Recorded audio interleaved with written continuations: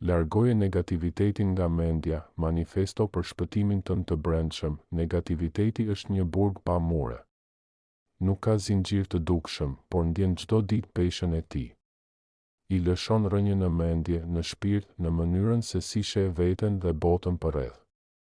Është ai zëri që të thotë se nuk je mjaftueshëm i mirë, se nuk ja vlen, se gjithçka është e kollë. E bën të vështirë të besosh tek e ardhmja, të ndërtosh, të dashurosh, të guxosh. Por nuk është e vërteta. Është vetëm një iluzion dhe ti ke fuqinë ta shembësh. Ky tekst nuk është vetëm një mesazh shprehse. Është një thirrje për zgjim. Një udhëtim i thellë drejt vetdijes. Pastrimit mendor dhe çlirimit total nga negativiteti që të ka mbajtur peng për kaq gjatë. Një armikun e brendshëm, negativiteti është mjeshtër i maskimit. Shfaqet si zëri i arsyes, si kujdesi ndaj të tjerëve, si vetëkritikë e shëndetshme, si ndjeshmëri. Por në thelb, ai është frikë. Frikë për të mos gabuar. Frikë për të mos qenë i refuzuar. Frikë për të mos u përballur me vetveten. Nëse do ta luftosh, duhet ta njohësh.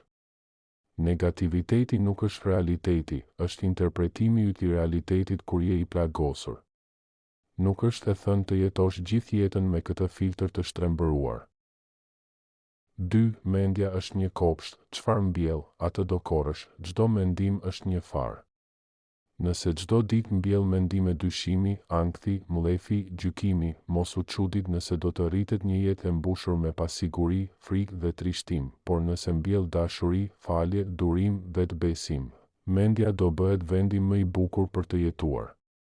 Shkruaje: unë nuk jam rob i mendimeve të mia, unë jam ai që i krijon, i zgjedh dhe i transformon ato. 3. Mos u bë viktimë e narrativave që të kanë servirur, që i vogël ndoshta të kanë thënë: ti nuk je i Zoti, mos ëndërro shumë.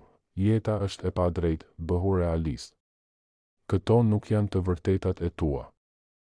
Janë plagët e të tjerëve që të janë trashëguar si mentalitet.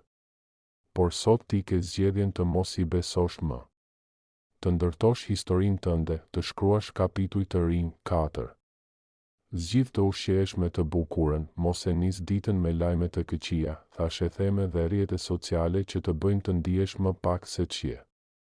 Nise me një libër të mirë, me frymëmarrje të thellë, me një fjalë mirënjohjeje.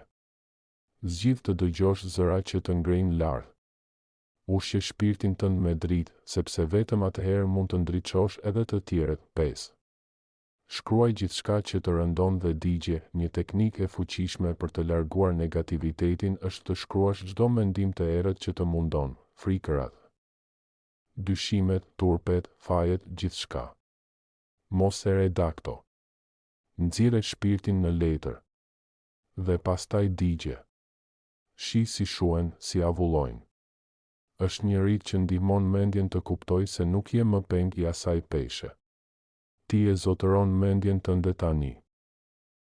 6. Fjalët që thua janë magji. Çdo herë që thua, si a dal dot, jam gjithmonë me fat të keq, askush s'më do, ti po i bën negativitetit një ofertë të re për të qëndruar në mendjen tënde. Ndërro fjalët që përdor. Thuaj: kam vështirësi, por do të mësoj. Jam në proces shërimi. Po punoj me veten. Fjalët janë mantra që formsojnë realitetin tënd të brendshëm. Mëso të flasësh me dashuri për veten. Mëso t'i thuash vetes çdo ditë: unë jam i mjaftueshëm. Unë jam i fuqishëm. Unë jam në rrugë drejt të mirës. 7. Largoje krahasimin. Rënja e shumë të këqijave, negativiteti rritet kur fillon të krahasosh jetën tënde me të tjerët. Aty nis ndjesia e pamjaftueshmërisë. Por çdo njeri ka udhëtimin e tij. Çdo shpirt ka një orar ndryshe për lulëzim, mos u krahaso. Ndrysho krahasimin me frymëzim. Kur sheh dikë që ka arritur diçka të bukur, mos thuaj pse ai dhe jo unë. Thuaj nëse ai mundi, edhe unë mundem. Po punoj çdo ditë për të lulëzuar në kohën time. 8. Bëhu mik i vetvetes. Negativiteti do të largohet vetëm kur fillon të jesh shoku më i mirë i vetes. Flit me butësi. Thuaj vetes: E di që je lodhur, por je duke bërë më të mirën që mundesh. Kur gabon, mos u fshikullo. Mëso. Rritu. Çdo ditë është një mundësi për të qenë më i mirë se dje, jo më perfekt, nënd. Mos prit motivim. Ndërto disiplinë mendore, motivimi vjen e shkon. Por forca e vërtet është në disiplinën e mendjes. Edhe kur nuk ndihesh mirë, ngrihu. Bëj hapin e radhës. Thuaj, mund të jem lodhur, por s'do dorëzohem. Sepse çdo mendim pozitiv që ndërtoke në errësirë do të ndriçojë jetën tënde kur të zbardh dita. 10. Praktiko heshtjen, bota është zhurmë. Mendja jon është më shumë. Negativiteti rritet në kaos. Por në heshtje fillon të dëgjosh veten. Merr 5 minuta në ditë. Mbyll syt. Fik çdo pajisje. Vetëm frymo. Pa gjykim. Pa përpjekje. Në atë heshtje do të fillosh të dallosh zërin e vërtet të shpirtit tënd që thot, je i sigurt. Je në paqe. Je më shumë se sa kujtoje. 11. Fal, jo sepse e meritojnë, por sepse ti i meriton qetësi, mund të kesh njerëz që të kanë lënduar thellë. Që nuk kanë kërkuar falje. Që të lanë plagë të pashëruara.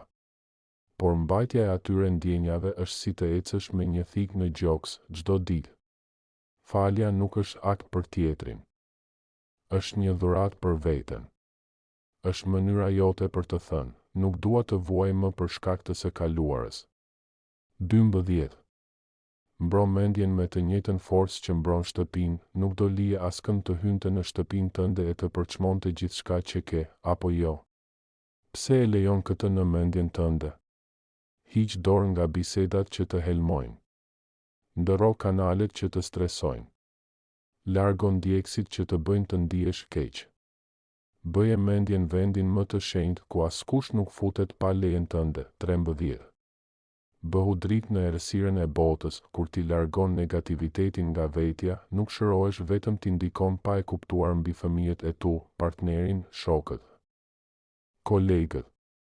Jep shembull. Je frymëzim. Kur ti je dritë, të tjerët fillojnë të ndriçohen nga shkëlqimi yt. E kështu bota bëhet pak më e mirë, me një njeri më të lirë nga mendimet e errëta.